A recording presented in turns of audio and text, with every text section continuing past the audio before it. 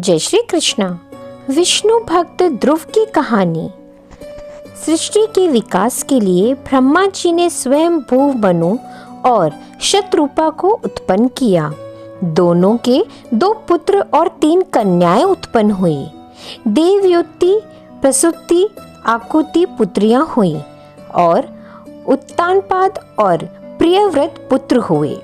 उनके पुत्र उत्तानपाद की सुरुचि और सुनीति नाम की 2 रानियों थी।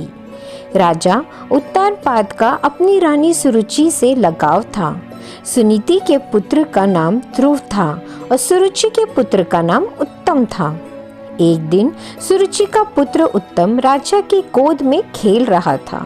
तभी ध्रुव बाल सुलभ चपलता से राजा की गोद में चढ़ने लगा। तो सुरुचि ने ध्रुव को कहा कि तू राजपुत्र होने पर भी राजा की गोद में चढ़ने का अधिकारी नहीं है, क्योंकि तुमने मेरी कोख से जन्म नहीं लिया। तुम ईश्वर की भक्ति करो कि अगले जन्म में तुम्हें मेरी कोख से जन्म लेने का सौभाग्य मिले। सुरुचि के विष भरे शब्द सुनकर ध्रुव का हृदय तड़प उठा। अपने पिता को भी विवश देख ध्रुव सिसकते हुए अपनी माता सुनीति के समीप गए। विवशता में से विलाप माँ की आंखों में आंसू छलक गए। माँ ने कहा कि पुत्र, चाहे कोई तुम्हारे लिए कटुता भरे शब्द कहे, लेकिन फिर भी तुम मन से किसी के लिए गलत विचार मन में मत लाना, क्योंकि हमारे भरे बुरे का फल केवल ईश्वर हमें देते हैं। रानी सुरुचि ने उचित कहा कि तुम मेरी कोख से जन्म लेकर राज्य जैसे उच्च अधिकार तक नहीं पहुंच सकते। तुम सुरुचि के व्यंग भरे शब्दों को ग्रहण कर भगवान विष्णु के चरणों में तन मन अर्पित कर दो। माँ के वचनों को हृदय से लगाकर ध्रुव पिता का नगर छोड़कर चल पड़े। ध्रुव के दृढ़ निश्चय को देखकर नारद जी ध्रुव के पास पहुँचे और मन ही मन उसकी प्रशंसा की। ध्रुव से नारद जी कहने लगे कि ध्रुव, अभी तेरी भक्ति की आयु नहीं है। इतनी कच्ची आयु में मान सम्मान का कोई प्रश्न नहीं है। तुम माँ की आज्ञा मानकर राज्य छोड़कर तप करने चल पड़े हो, लेकिन बड़े बड़े योगी तपस्वी भी इस मार्ग से विचलित हो जाते हैं। पुत्र, तुम व्यर्थ का हठ छोड़ दो। ध्रुव कहने लगे कि माता सुरुचि के द्वेष भरे वचन मेरे हृदय में विष जैसी जलन पैदा कर रहे हैं। मैं राज्य पद से उस उच्च पद को पाना चाहता हूँ जिसके लिए ब्रह्म ज्ञानी भी तरसते हैं। ध्रुव का दृढ़ निश्चय देखकर नारद जी कहने लगे कि पुत्र, तुम्हारी माता ने जो हरि चरणों में प्रीति लगाने की प्रेरणा दी है, उससे मनुष्य भव बंधनों से मुक्ति पा जाता है।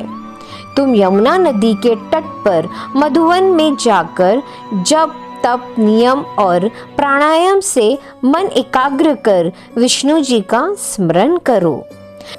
नारद जी ने ध्रुव को ओम नमो भगवते वासुदेवाय मंत्र दिया और उसका जप करने को कहा। नारद जी ने कहा कि पुत्र, तुम संयमित जीवन व्यतीत कर भगवान की प्राप्ति करो। नारद जी ध्रुव को ज्ञान देकर चले गए। ध्रुव ने कुछ दिन भगवत भजन में व्यतीत किए। कुछ मास कंद मूल फल खाकर बिताए, फिर जल पर ही रहे। कुछ मास बाद जल भी त्याग कर वायु का सेवन किया। शनेह शनेह अपनी वृत्तियों को ब्रह्मचिंतन में लगाया। ध्रुव ने श्वास को ब्रह्मांड में चढ़ाकर उस सूत्र को भंग कर दिया जो व्यतिष्ठि को बांध कर रखता है। सनातन नियम भंग होने के कारण सभी देवता भगवान विष्णु की शरण में गए। भगवान विष्णु कहने लगे कि उत्तानपाद का पुत्र मेरी प्राप्ति के लिए घोर तपस्या कर रहा है। मैं उसे दर्शन देकर आप सबका कष्ट दूर कर दूंगा। श्री हरि जब ध्रुव के सामने प्रकट हुए तो उसके हृदय में अलौकिक प्रकाश हुआ। जब उसने नेत्र खोले तो भगवान विष्णु को देखकर उनके चरणों में लेट गया। भगवान विष्णु ने जैसे ही अपने वेद स्वरूप शंख को ध्रुव के कपोलों से स्पर्श किया, ध्रुव ने प्रभु की स्तुति की। ध्रुव प्रभु की स्तुति करते हुए कहने लगे कि आप सत असत और ज्ञान अज्ञान के प्रेरक हैं। आप ही कण कण में स्फूर्ति और चेतना का संचार करते हैं।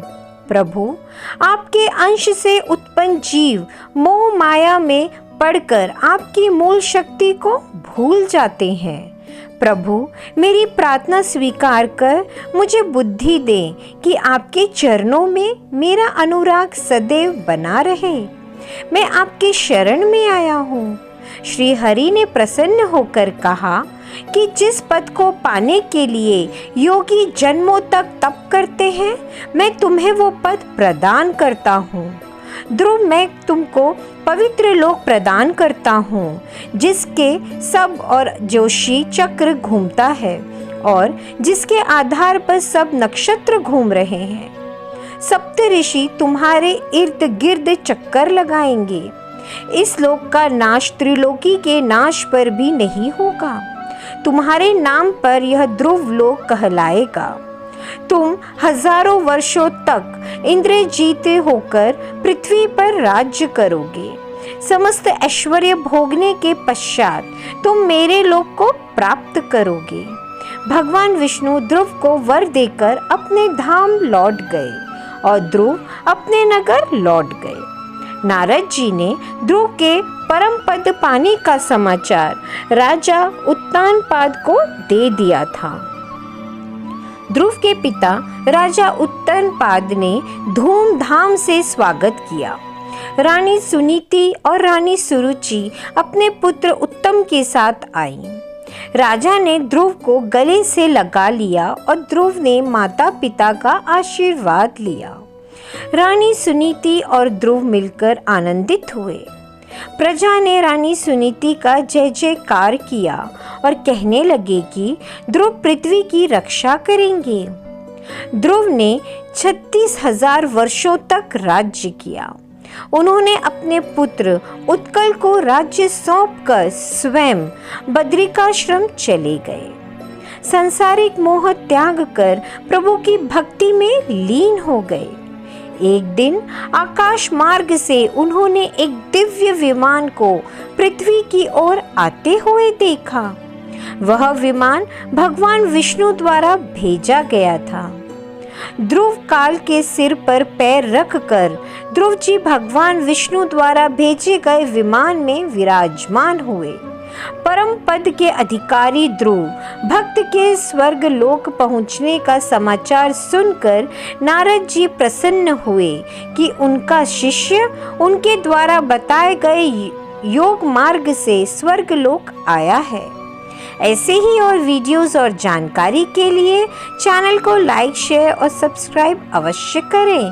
कमेंट्स में राधे राधे ज़रूर लिखें।